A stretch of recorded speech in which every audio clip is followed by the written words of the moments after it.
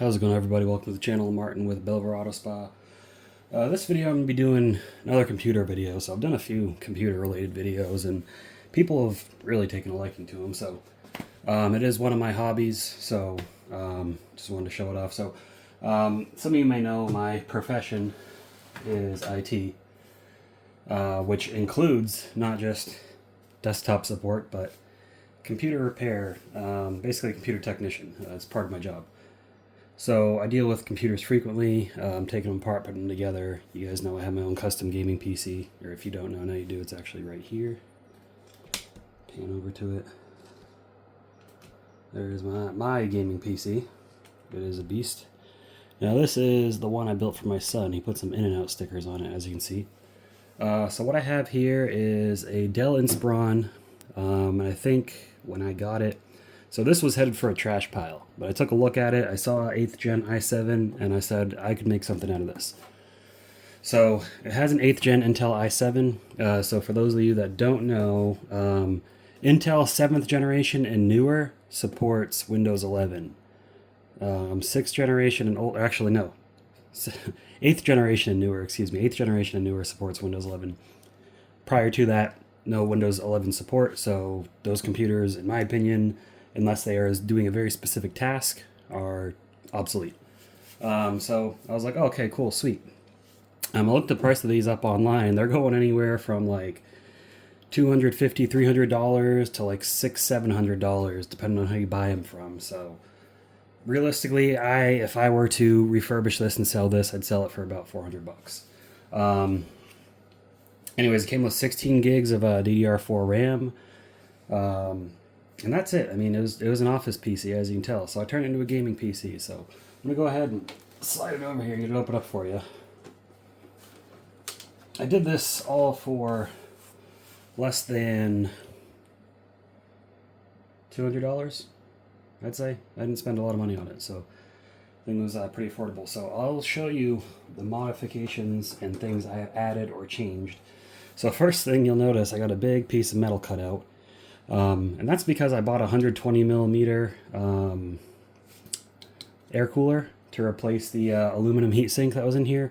Now this Dell had the aluminum heatsink with the baffle, and this was mesh, but I had to make it bigger, and this had to be able to pass through. So I would say if you're going to get an air cooler for these things, get a 92 millimeter. Those will fit just fine. 120 is too big. But I already bought it. And, you know, I'm like, whatever. This is the Thermalright Assassin X120. This was less than $20. I could not believe it. In the past, I think it was going for like $30. They made some revisions, and now Thermalright's selling it for less than $20. That was a no-brainer. You don't have to upgrade this part, though. That's just because I wanted to, because it was, the stock cooler is a little noisy. I wanted something more efficient and quieter, so I got that for less than 20 bucks.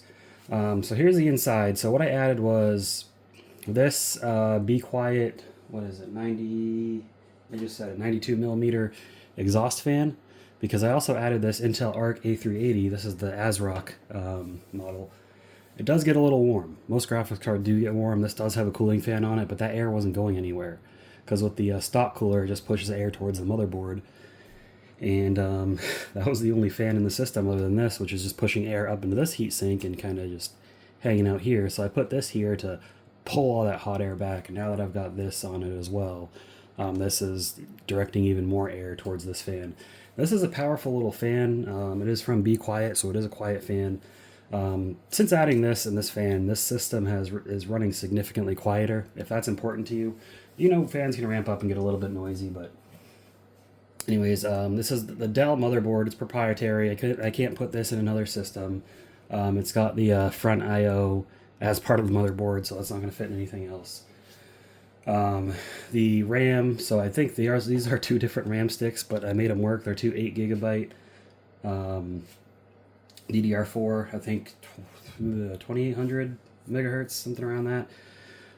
This did have built-in Wi-Fi, so kept that as is. Yeah, this graphics card, this Intel Arc A380, $100. However, pay attention to the model you're buying. I thought this one, because at the time this one was going for 100, other models are going for 120. You see this one requires external power. They didn't necessarily show that in the images.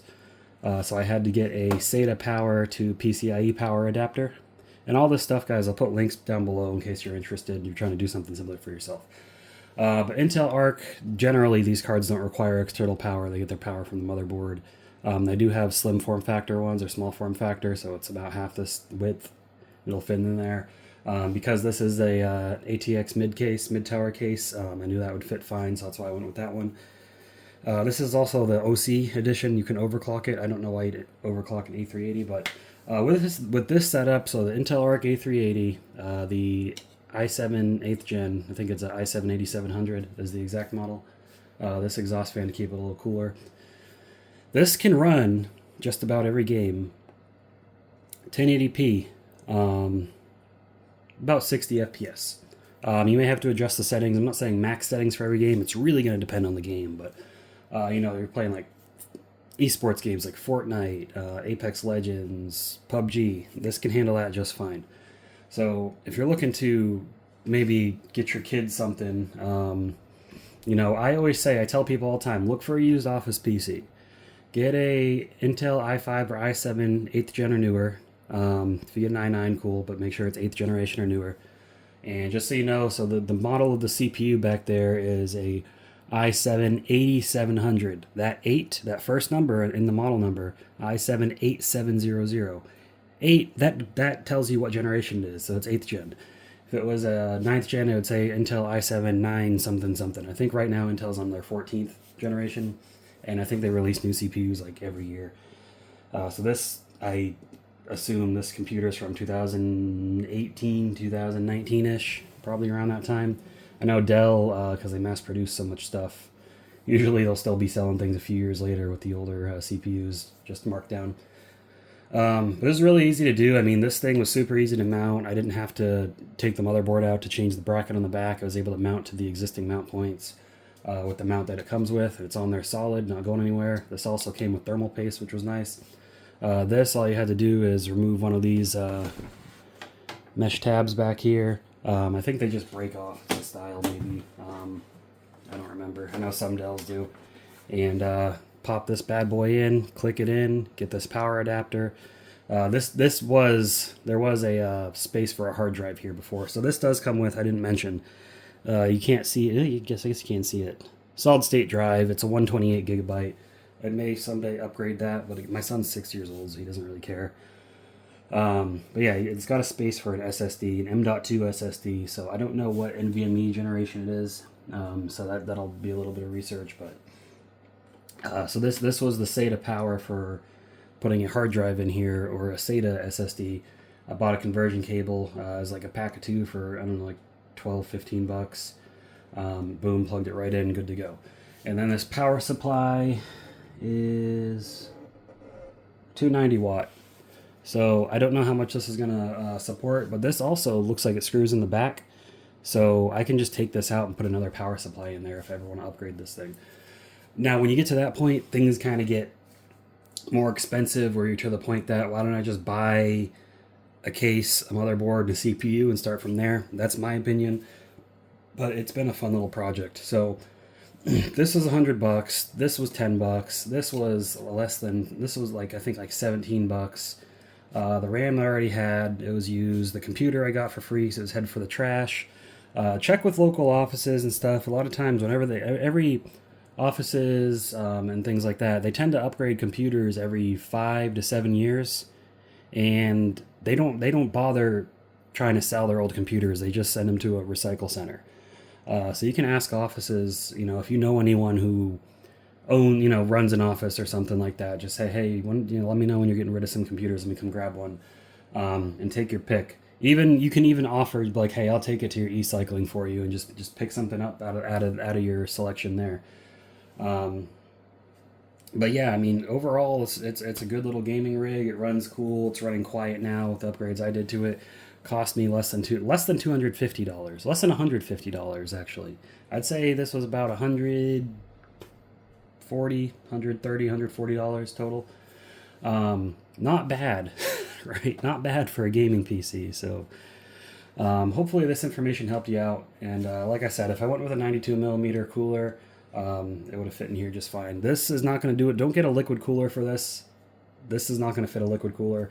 It'll fit the pump, but you got nowhere to put the radiator. Unless you want to fabricate some stuff in here. And this does still have a DVD drive, which is nice.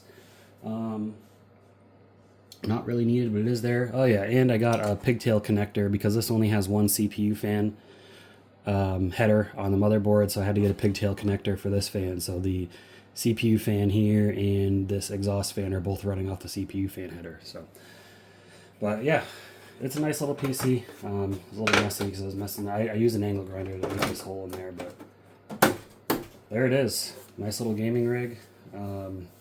My son's happy with it. Again, I mean, he's 6 years old. Not like he cares as long as he can play his games, right? But yeah, guys, if you got any questions, let me know down below. I'll put links to all the stuff I used to build for this. And if you're looking for an office PC for cheap, check out eBay. There's a lot of stuff on eBay you can usually find. Just remember, you want 8th generation Intel or newer. And if you're getting AMD, it's tough for me to say AMD. Just make sure it is Ryzen 2000 series or above, so it supports Windows 11. But I appreciate you all watching this video. Hopefully you got some good information from this. That's why I do these videos. I will see you all in the next video. Keep them clean. Have a good one.